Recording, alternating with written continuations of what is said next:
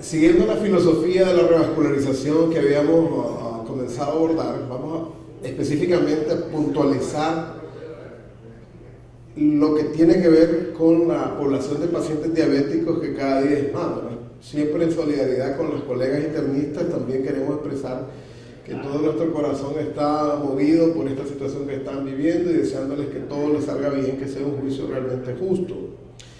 ¿Qué es el paciente diabético y el corazón? Pues tienen unas estadísticas extraordinarias, una asociación muy grande, porque la diabetes per se incrementa un riesgo de 2 a 3 veces para desarrollar enfermedad cardíaca.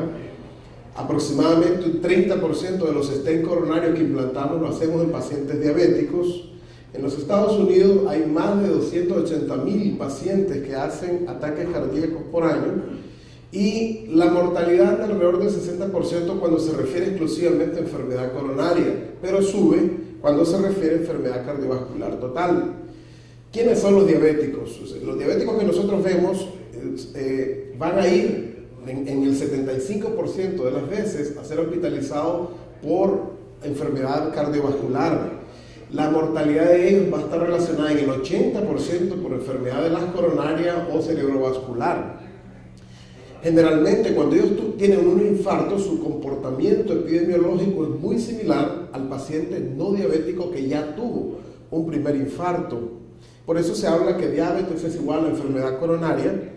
Las mujeres, desafortunadamente diabéticas, no tienen la protección que dan los estrógenos y estos pacientes van a ser siempre predominantes en las unidades de cuidados coronarios, bien porque vamos a tener que 1/3 de ellos van a ser síndromes coronarios agudos, 1/4 de ellos pacientes que se van a revascularizar y forman un componente importante del paciente con shock cardiogénico.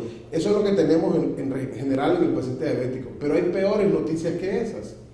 Este es un reporte en el cual se establece que el 70% de los pacientes que vemos los colegas cardiólogos son pacientes que bien tienen diabetes establecida o tienen intolerancia a la glucosa o tienen síndrome metabólico.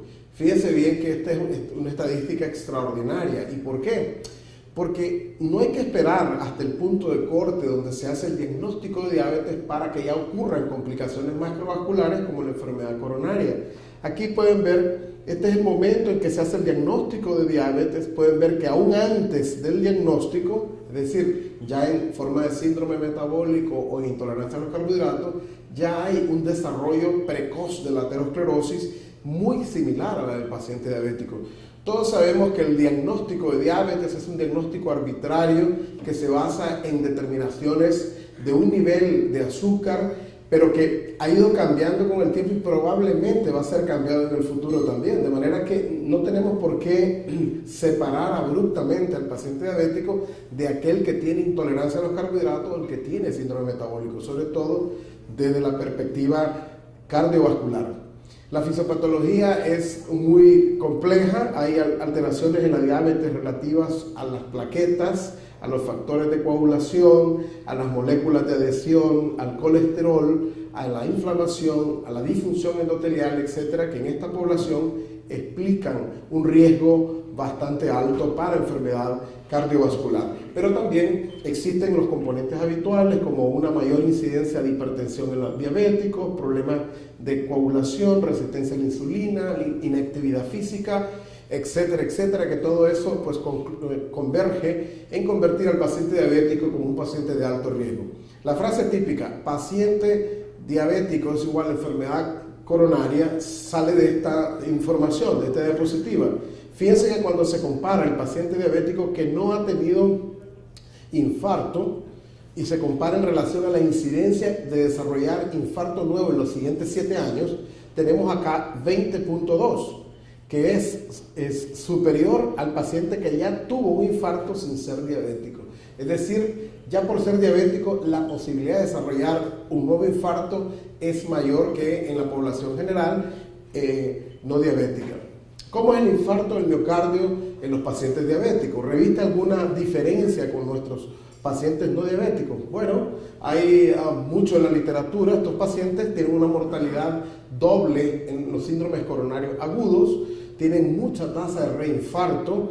Es más probable que ellos tengan un infarto después de haber salido de la unidad coronaria en el primer año, un nuevo infarto. Tienen mayor riesgo para insuficiencia cardíaca, tienen también más complicaciones en relación al procedimiento de intervención por el hecho que las arterias suelen estar adelgazadas, calcificadas, tortuosas. Generalmente tienen estancias hospitalarias mayores en intensivo o en el hospital y tienen unas altas tasas de restenosis tanto por el implante de stent o bien por bypass. Amén, hay que decir también que estos pacientes tienen más complicaciones de fallo renal secundario al uso de los medios de contraste. Y siempre han tenido un perfil de mortalidad mayor que los pacientes no diabéticos. Es decir, antes de la era de la unidad de cuidado intensivo, la mortalidad en pacientes diabéticos por infarto era claramente mayor que los no diabéticos y sigue manteniéndose esta relación, aunque observamos una reducción de mortalidad también en ambos grupos, pero la diferencia en mortalidad sigue siendo significativa. Típicamente, el paciente diabético no activa una placa vulnerable como estamos acostumbrados a concebir, sino que activa múltiples placas.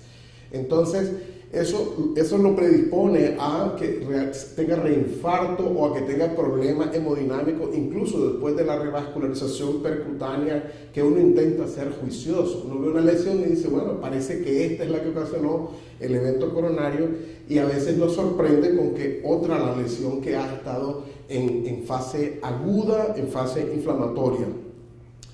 Tenemos también que desafortunadamente hay una serie de mecanismos que llevan a disfunción contráctil de ese miocardio, básicamente las alteraciones metabólicas, elevación de los ácidos grasos, etc. Y también tenemos que esto va a llevar a una menor capacidad de reperfusión, bien sea por intervencionismo o bien sea por el uso de drogas.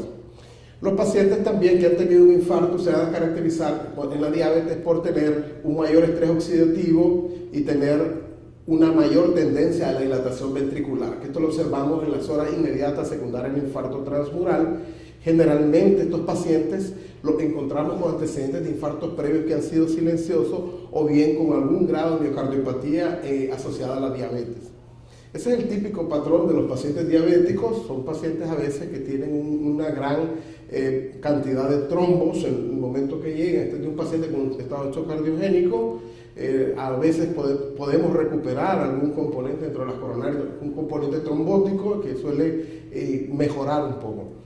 Pero tengo dos preguntas. La primera es, ¿cuándo se debe revascularizar a los pacientes diabéticos con angina estable? Pues estamos claros que en el caso agudo, el paciente tiene que entrar a cateterismo cardíaco, sobre todo si se trata de un infarto con elevación del segmento CT. Es decir, y esa estrategia de revascularización es preferida sobre la fibrinolisis de una manera contundente en este grupo particular de pacientes diabéticos. Como ha venido una tendencia a discutirse entre si es mejor revascularizarlos por bypass o es mejor revascularizarlos con intervención percutánea, y por ahí en los últimos años también la tendencia a decir que a lo mejor a algunos pacientes con tratamiento médico les puede ir bien, se diseñó este estudio que es el VARI-2D.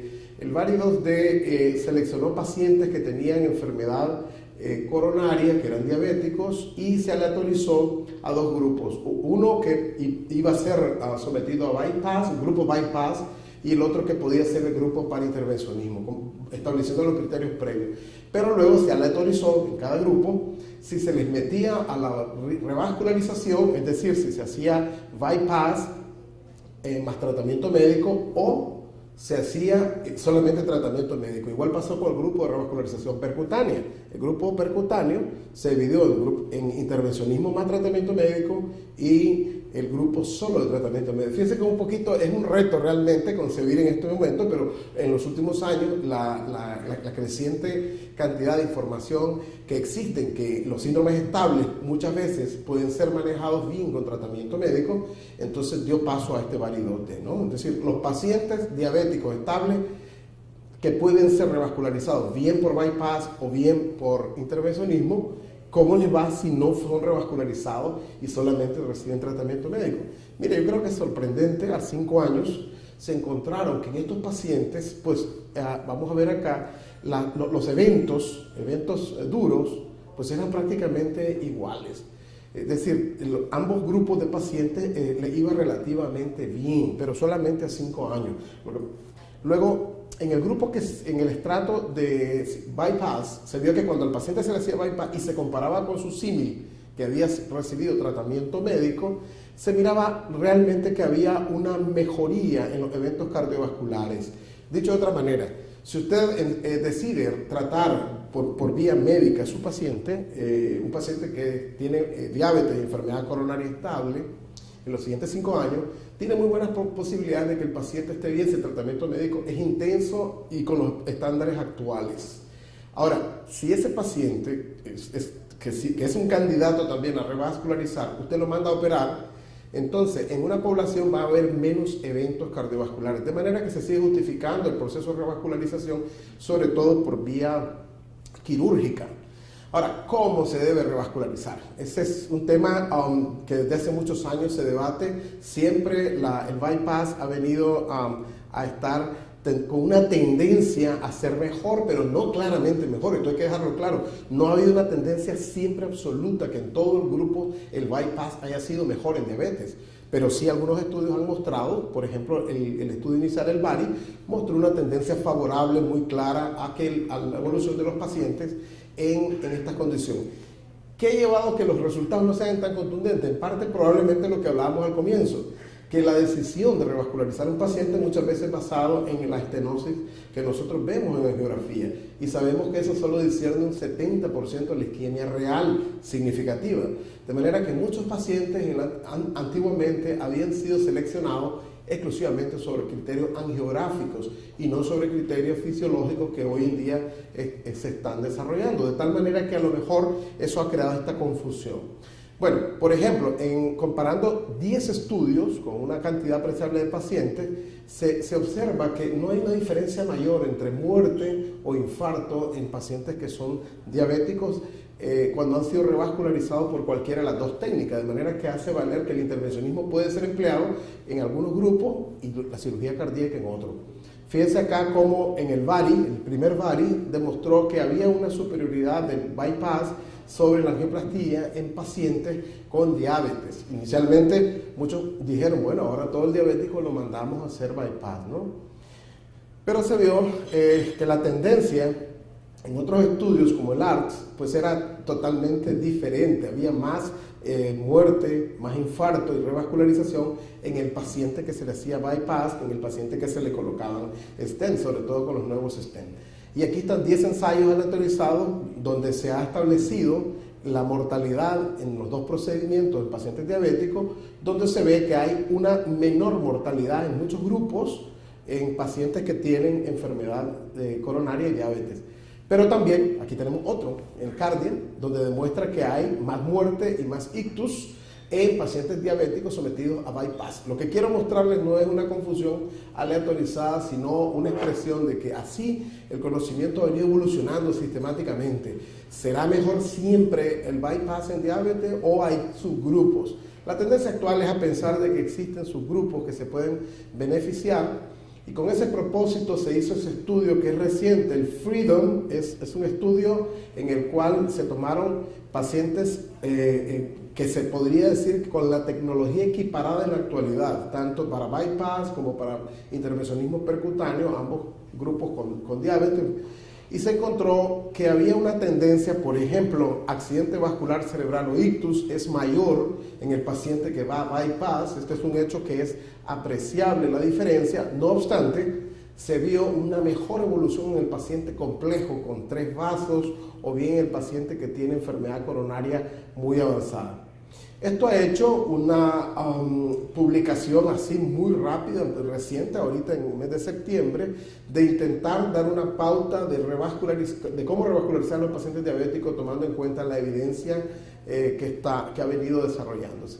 Entonces, fíjense bien, tratamiento médico óptimo se puede hacer en pacientes que tienen enfermedad coronaria estable y diabetes. Esto antes no existía esta indicación porque el paciente siempre iba a revascularizarse, a menos que tengan grandes segmentos de isquemia o que tengan lesiones significativas del tronco de la coronaria izquierda o de la descendente anterior proximal. Ojo, si usted va a manejar un paciente diabético y le quiere dar tratamiento médico porque tiene angina estable, muy bien. Lo que tiene que estar seguro es, uno, de que la isquemia no sea severa. Si la isquemia es ligera, pues bien, lo puede manejar. Y la otra cosa es si se puede hacer un estudio de anatomía coronaria para descartar enfermedad de tronco, pues prácticamente las condiciones pueden ser ideales. Ahora, la cirugía de bypass va a estar indicada en pacientes diabéticos que tengan una anatomía compleja, multivasos y con un score de Syntax más de 22, que es el score que estaba explicando originalmente, para que mejore la sobrevida y los eventos cardiovasculares. Y esta es una indicación clase 1A, es decir, claramente Syntax más de 22, idealmente que vaya a bypass. Ahora, se puede utilizar también en pacientes diabéticos intervencionismo coronario percutáneo, en pacientes que tengan un score de Syntax menor o igual a 22, siempre y cuando la idea sea mejorar los síntomas, porque no está muy claro el efecto en la sobrevida cuando se hace por intervencionismo. Ahora, la recomendación de intervencionismo en agudo, intervención coronaria percutaria primaria, está recomendada encima de la fibrinolisis en pacientes que tengan infarto con elevación del segmento ST. O sea, el método de revascularización agudo ideal es el intervencionismo coronario percutáneo en todos los diabéticos. Ya después de que sale de la sala y sale del hospital, usted puede plantearse si lo va a operar o le va a poner stent, pero en ese momento tiene que ser intervención percutánea. Se recomienda utilizar stent medicados. Al respecto, en el mercado hay una gran cantidad de stent medicados. En los Estados Unidos la FDA solo tiene aprobado uno para población diabética, que es un stent de Medtronic, que es el que se usa prácticamente en todo el hemisferio occidental como stent ideal para la revascularización en diabético. La función renal debe ser monitorizada cuidadosamente después de la angiografía en todos los pacientes, sobre todo los que están tomando metformina, porque se deteriora. Y si se deteriora, se recomienda retirar el medicamento unas 48 horas. Estas son unas guías que se han sacado ahorita, así, para ajustar el conocimiento a lo que se tenía antes. Bueno, este fue el primer caso de un tronco de la coronaria izquierda y diabetes que se hizo en Nicaragua en el 2006. Veo acá al doctor que está al fondo, que nos ha acompañado durante estos años, 12 años de intervencionismo coronario. Y básicamente ese es el resumen de cómo están las indicaciones actuales para revascularizar pacientes. Entonces, el paciente, si es agudo, va a hacer el cateterismo. Si una vez que se tiene la anatomía coronaria, se decide en ese momento poner un stent que sea apropiado. Luego, si el paciente requiere un procedimiento de revascularización posterior, se puede discutir en base al score de Syntax. Más de 22, mayor o igual de 22, favorece la cirugía de bypass, menos favorece el intervencionismo coronario. Entonces, en resumen, la mayoría de los pacientes que tengan enfermedad de tres vasos o estenosis del tronco suelen ser mejor tratados con bypass. En los pacientes que tienen enfermedad menos compleja y que tengan incluso estenosis de tronco, pero con un Syntax menos de 23, pueden igualmente ser tratados con intervencionismo percutáneo. Y esto es lo que le quería compartir. Muchísimas gracias.